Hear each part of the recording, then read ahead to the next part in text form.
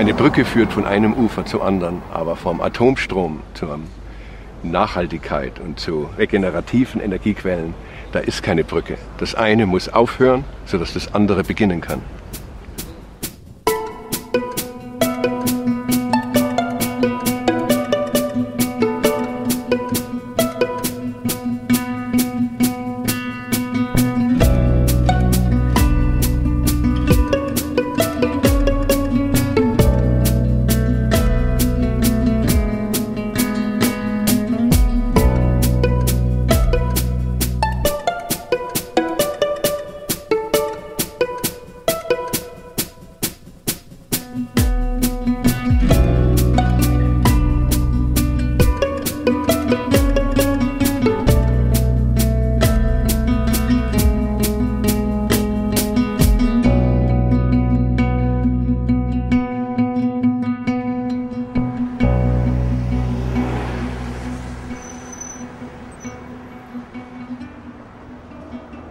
Uran ist nicht einfach da. Und es ist auch kein essentieller Stoff, der jetzt die Lichter der Welt leuchten lässt. Es sind 2,5% der Weltenergieproduktion, die von Uran abgedeckt werden. Und was ist der Preis dafür? Eine Zerstörung, die in Jahrmillionen reicht.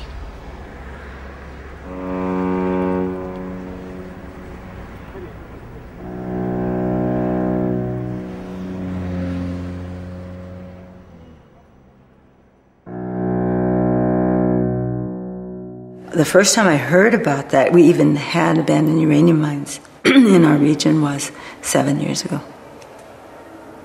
And they've been there for more than 40 years, 40 to 50 years. Nobody knew about them.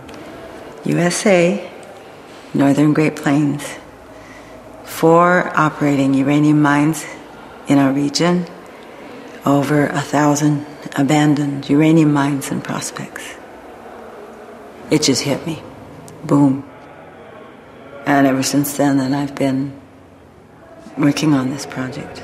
Someone handed me a draft environmental impact statement study. And I'm just flipping through the table of contents and I see abandoned uranium mines. And I thought, no, because see, I'm a scientist. And I thought, what can this be? I opened it up and, I mean, there was a map with, and I start counting. And at first, I think I counted like 27. And I was just, no, it can't be 27.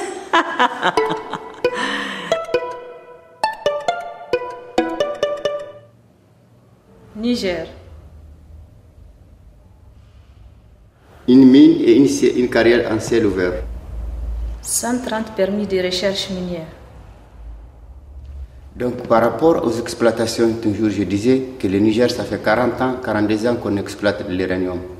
Et aujourd'hui, sur l'indice mondial, on est les plus pauvres de la planète.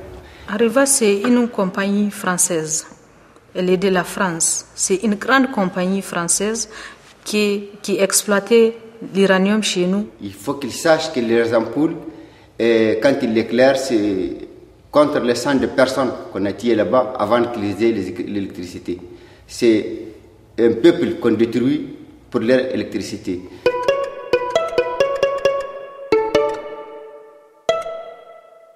Il y a de gros camions qui transportaient les soufres, les matériels, tout ce qui travaille dans la carrière.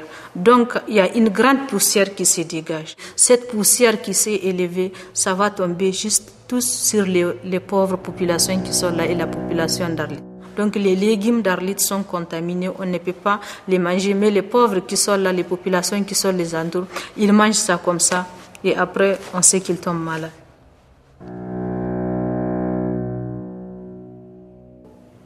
Well, I first learned about uranium mining and milling due to the fact that I had many relatives who worked in the uranium mines. My paternal grandmother, my father's mother, died of cancerous-related ailments.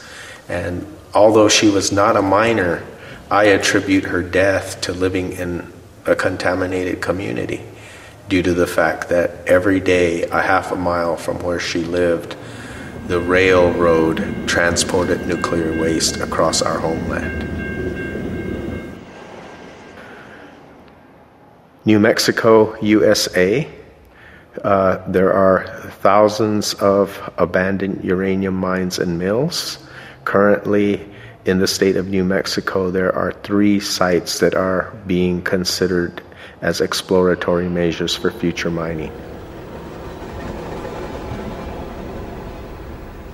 There are many areas of these abandoned mine sites that don't even have signs warning people that these are abandoned uranium mines, yes.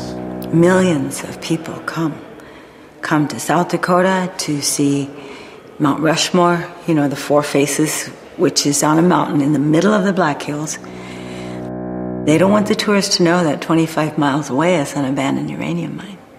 They don't want the people to know that if they go swimming at one of the lakes, that lake is polluted with uranium. We had what we call a little tiny success because we were able to have a fence put around one mine. And this is the 89 mines in the Cave Hill Slim Buttes area. Because of our constant publicity about all these abandoned uranium mines, the Forest Service tried to do what they could do a little bit and had a fence with a warning sign put around the Riley Pass mine.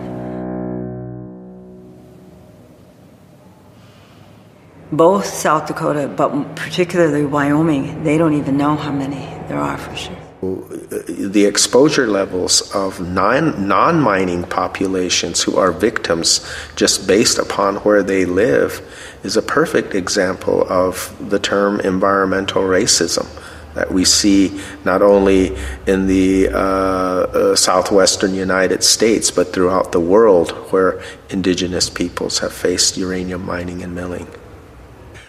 I mean, it's the same old story from just a different part of the world.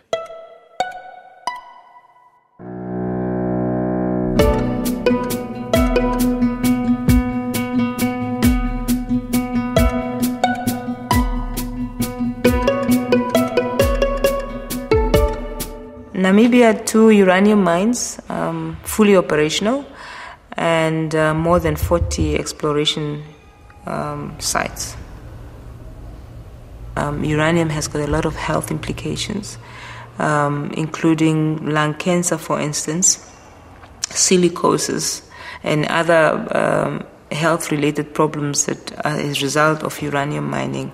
Workers are afraid of the unknown because it has never been explained to them what the source is of all these health problems that they are having.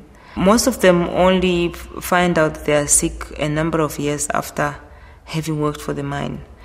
And in fact, quite a few of them have died, according to the workers, most of the time 10 years or 15 years after they've been employed by the mine.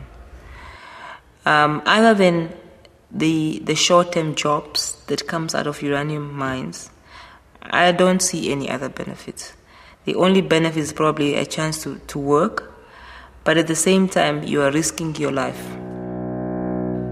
Our government has not said much about what is happening. In fact, there's a whole euphoria about uranium mining.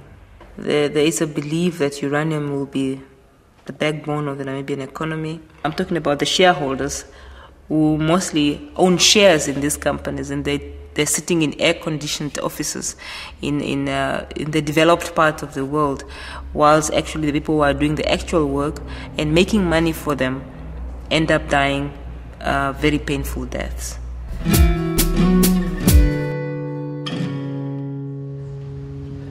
Die Botschaft lautet immer wieder, die wird sich nie ändern: Keep uranium in the ground. Lass Uran in der Erde. Wir müssen Bündnisse mit all den Völkern schließen, die Widerstand leisten. Wir können das nur auf Augenhöhe machen.